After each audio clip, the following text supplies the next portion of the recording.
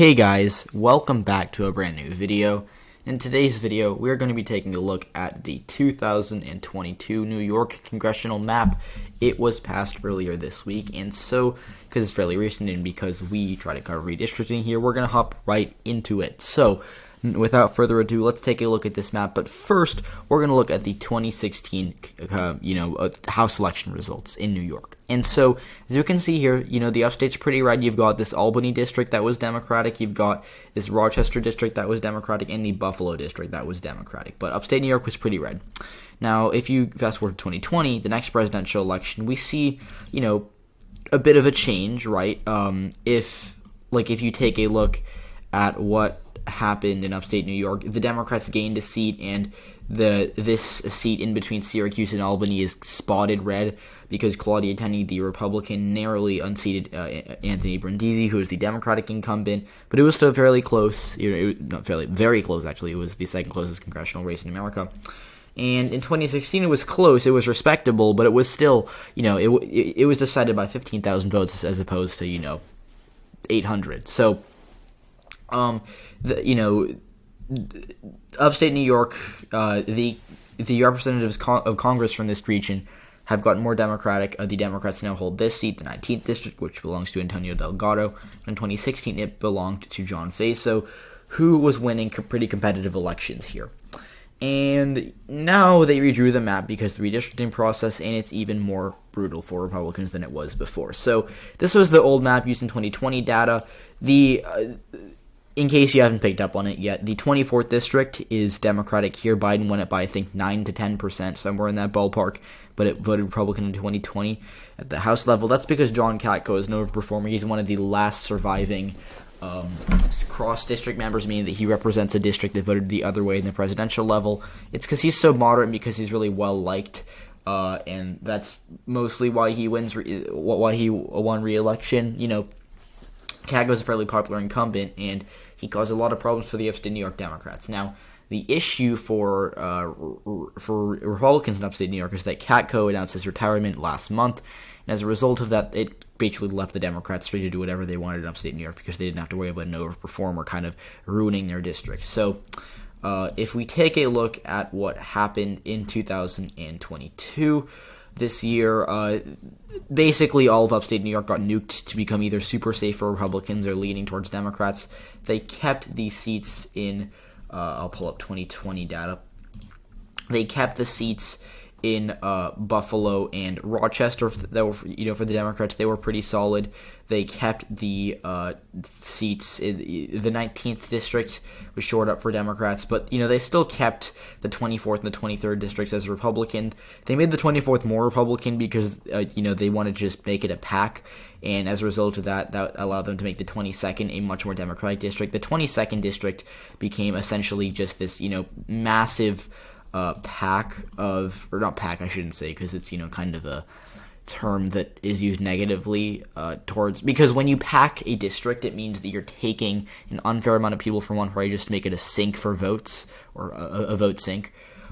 This is more of a secure district for Democrats. It's not a pack because there are still plenty of Republicans in the middle, but it's still a district that's going to vote for them in all likelihood. Now, this district, as you can see, the big blue here, this is Ithaca, New York, which is home to Cornell University, and then you've got up here Syracuse, which is in Onondaga County. So Onondaga and Tompkins County are the two most influential counties in this district, and they're reliably Democratic. Tompkins was super blue. It was won by Joe Biden by 50%.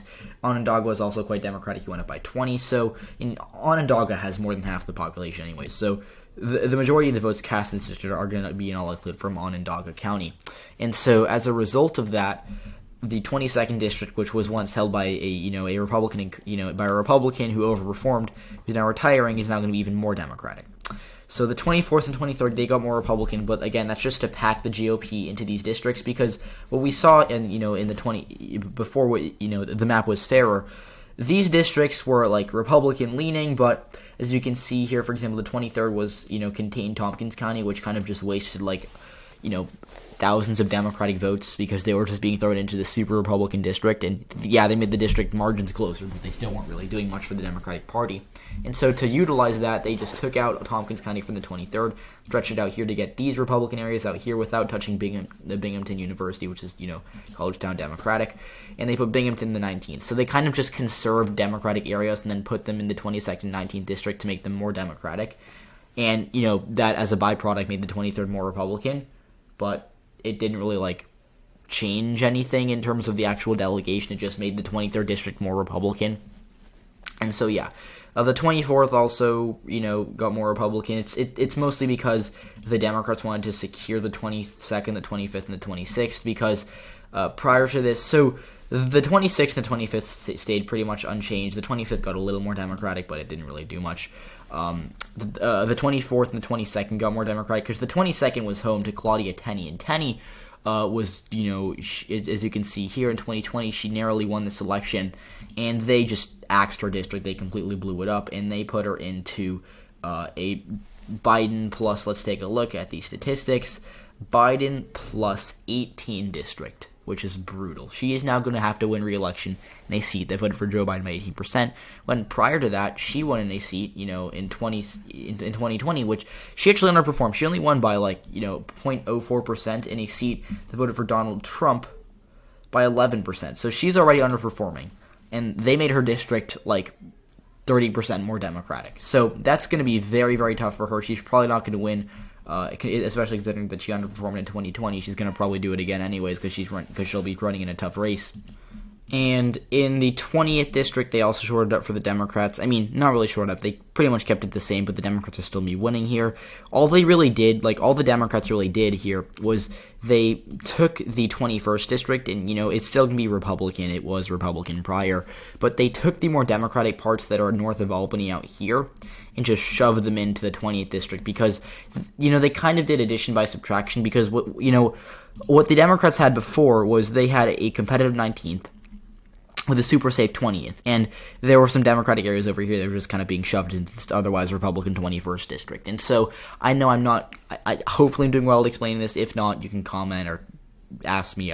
I'll do my best to elaborate. But they kind of just pushed it uphill, and they took the Democratic areas up here, put them in the 20th district so that this district could take some more of the southern Democratic areas from the 20th district. So, the Democratic areas were over here, and they kind of moved it up to, just grab them all and put them to secure those districts for the Democratic Party.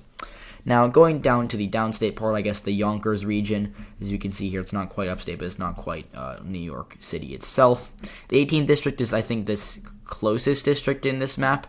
As you can see, it only voted for Joe Biden. I say only, but it's, still decently solid. He won it by, a little over 8%, and it's home to Sean Patrick Maloney, who, he generally overperforms. In 2008, in 2016, he won by 11, and in 2020, he won by, I think, 13 or 12.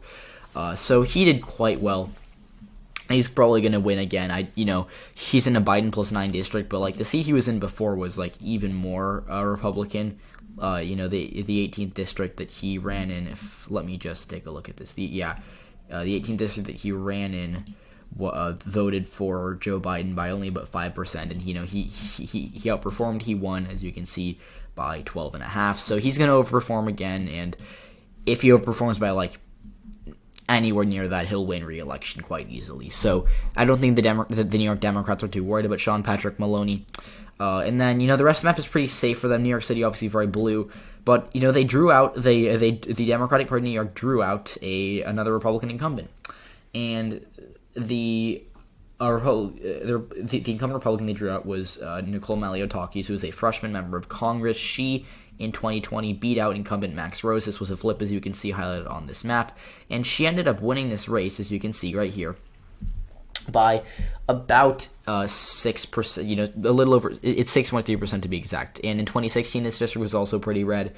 Dan Donovan won here by 25 or something, and in 2018 it flipped to the Democrats, but then the Republicans flipped it back in 2018, and the Democrats responded by basically shoving Nicole Maliotakis and throwing her under the bus. She went from a district that voted for Donald Trump, as you can see, in 2020, it voted in 2020 the current map, or the map that was before. The district voted for Trump by 10.5.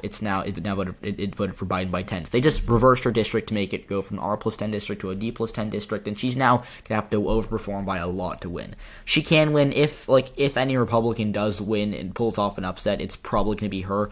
As of right now, I've got a race at lean Democratic, and I'll post my new ratings on Twitter over the weekend when I've got a second to do something. But she's going to have to overperform by a lot to win, and it's going to be a tough task for her, especially because she might run against Max Rose, who, Max Rose, he lost in 2020, as you can see. She lost by 6, but he still overperformed by about 4%, and he still, ran ahead of Joe Biden. So, if it's a rematch of Rose versus Malliotakis, I think Rose might end up winning this one. Now, Long Island was also pretty tricky for Democrats just because it's pretty swingy. It's more spread out. The Republicans do well in some areas, the Democrats do well in some areas. But what's happening in 2020 was you had 2 districts that were lightly Republican, and the first and the second district in New York both voted for Republicans. They voted, for Trump in 2020, and they voted for Andrew Garbariano in 2020, and the other guy, Lee Zeldin, who I think is now running for governor of New York, but whatever, doesn't really matter. But his districts, their districts were both won by 8 to 10% in that ballpark, and so the Democrats had a problem where they're just throwing away votes because they were still getting mid 40% vote in these districts, and that's still 100,000 votes.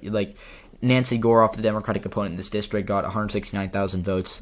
Jackie Gore got 154,000 votes. They were kind of just throwing away a lot of votes in these districts, and so to make up for that, they just packed them into the Republicans into that second district, which is probably going to be won by Andrew Garbariano, because he's the one who's going to be in this district anyways, and I think Zeldin's running for governor of New York anyways, so he'll probably just take this seat as a pack, and then the first district will be handed to the Democrats on a silver platter. They'll have to really mess up if they want to lose this race. Biden won it by 11, and Long Island doesn't swing too much, but between elections, it'll swing, but it's in terms of congressional elections, it's been fairly stable, and that it's been likely Republican for a while, and I think that unless something crazy happens, the Democrats are probably going to win the first district of New York, which will be a pickup. So, all in all, the Republicans right now, in 2020, they held the 2 seats in the New York City Metro, or 3 seats in the NYC metro area, with 2 on Long Island, 1 Staten Island. They held, if we can zoom back in, so that's 3 in New York City. They held these other 5 upstates. They held 8 seats in New York, and they're probably going to go down to 4 now, barring an upset in the 11th district, which could happen. So 5 really best case scenario. 6 is really pushing it. So they're probably going to end up with 4 seats, which is a net loss of 4 just in the state of New York. So the Democrats really gerrymandered this map, and we're going to have to see what it looks like in 2022. So thanks for watching this video. I hope you enjoyed. If you did, leave a like, subscribe to the channel if you haven't already, and I'll see you all in the next one.